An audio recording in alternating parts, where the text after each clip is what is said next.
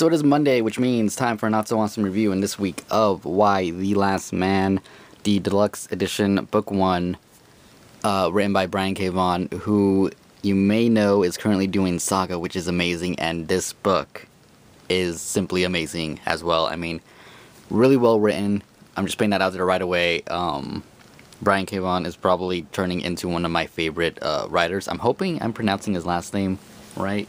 Not 100% sure on that. If you hear noises in the background, it's because it is extremely windy here today. But anyways, as you can see, it is the hardcover deluxe edition, which, take off the dust jacket, you can kind of make out the Y symbol here. Mine's like damaged here for some reason. Just came like that. And you can't really see it that good, but it does say Vertigo and Y: The Last Man under with a little 1 indented in there. Wish it was in color, because you guys know that I like it when the actual book itself has some type of color on it, or it looks nice, even without the jacket, in case something happens to it. Cover the side, which will take a second to focus. I am using a different light instead of my phone, so hopefully everything comes out good, but I can't, not focusing. It's like a really gray, maybe that's why you can't see it. Oh, there it goes. There it goes, you can see it right there.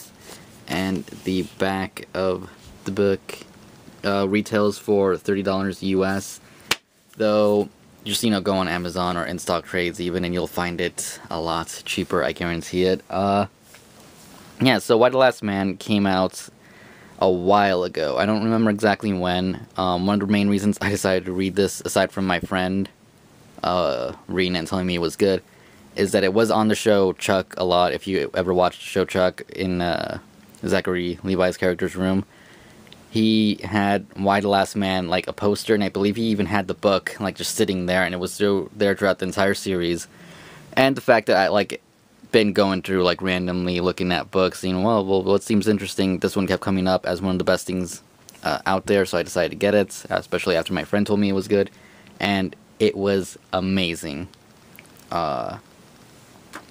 Stars Yorick and his monkey, what was it? I can't even pronounce his name. It's not Aber something. I can't pronounce it. But it stars them, Agent 355, which we'll get into later. And yeah, basically, Y: The Last Man, if the premise of the story is, at least, yeah, it's something has wiped out all men on Earth except for Yorick. He, as we know anyway, is the only male living alongside with his monkey. So not just all human men, but everybody with a Y chromosome, period, has been killed. So, you know, male dogs, male cats, male everything is just gone, dead.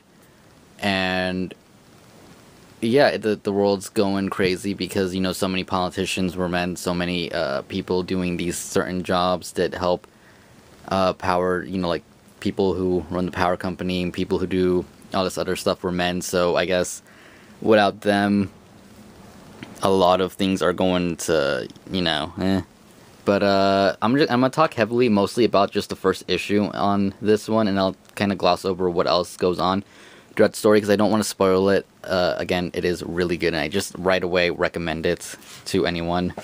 So yeah, let's start with the first page here, where we get to see what happens later in the issue. By the end of this issue, this will be happening again. And basically, you know, they're like coming here because this lady's saying that her little kids are sick, they're throwing up blood, they don't know what's going on. She's telling, you know, saying all the matter, holding a gun to her head. You know, stuff is going down, and then we get a flashback to 29 minutes earlier where we get Yorick and his girlfriend. He's talking to his girlfriend who's in Australia. That's like a big part of the story, that he wants to reunite with her eventually, but she's in a different continent, and he has other things he needs to do, especially now being the last man. But yeah, they go through like a conversation. I don't remember if he called himself an escape artist or something, but he's like learning to do all that. He He's trying to get a job. He's not doing so great in life while she's out there enjoying a different continent. We get to see his mom, who is a senator, I believe, arguing with other politicians and stuff. Introduction to his monkey, Ampersand. I can't even pronounce it. Ampersand. I don't know. But the monkey's freaking awesome. Anyways, more things with the wars and stuff, and let's see. Agent 355 trying to rescue some lady. Apparently she has something that is important. And this lady, who again also name forgot, is having a kid, but her situation is that she is also the father. It's a little weird, but they get into it later, so it makes more sense later. And yeah, throughout the issue, all these things are happening like within the same time frame. As you can see, here's 4 minutes ago before we get to that first page. And then you know, eventually I am gonna kind of show the ending of the first issue, because we kind of already know what's coming, since what the series, the premise and everything. But we get a page of like all men just dying, all male animals and everything just like dying, throwing up blood, and ending with a bang of that gunshot where he's like what's going on? And yeah, that's the first issue. And the first issue is actually the pacing, even though it's going back and forth between all these different conversations throughout the whole thing, and all these things happening at about the same time, like minutes after each other. The pacing is really good. So I want to say that about the first issue. The pacing is really good. It's like how you would perceive the beginning of a movie if this was made into a movie, which there is talks about. It's done just like it's really good. It's really good pacing. The art, as you could already see, looks awesome. Let's see if I can get a close up here. Yeah, the art is amazingly good. Let's see. Here we get Yorick dressing with a gas mask so nobody can tell he's a guy. And yeah, basically after that, the next issue takes place a few months later. And he's making his way to where his mom is in Washington, D.C. to, I guess, try and communicate with her or whatever. I don't want to spoil much after that. The doctor lady who had the kid, she is mentioned more. She becomes an important part of this. So does that Agent 355. And yeah, basically, I don't know what else to say, because I don't want to talk too much about what else happens in the series, especially throughout this book, because I highly recommend you just read it. But it's definitely, it's written very, very well. So many hilarious moments in it too. Just seriously, like, hilarious moments. Like when he's talking on the phone, the first thing when they mention the monkey is that he's throwing his feces at him.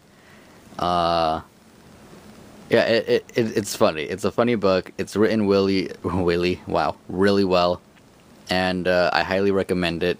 Like I said, I don't want to spoil too much, but I will say that aside from having to conceal his identity so people don't try and kill him or anything like that, there's a group of women calling themselves the Amazons who kind of crazy, and they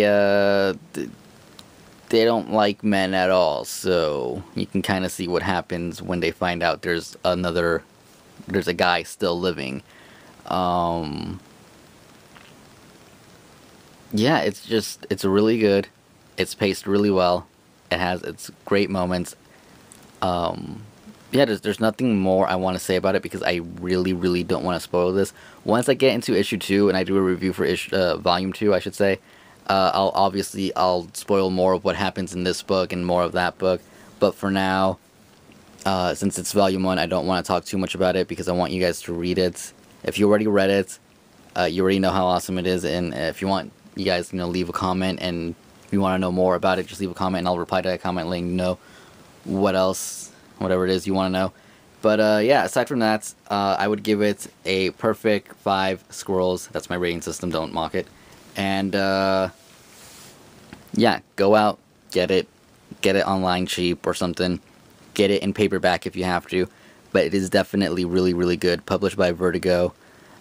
One of the best writers out there. And yeah, can't recommend this book enough. So, you know, go ahead, leave a comment in the comment section if you want. Hit the like button if you like the video.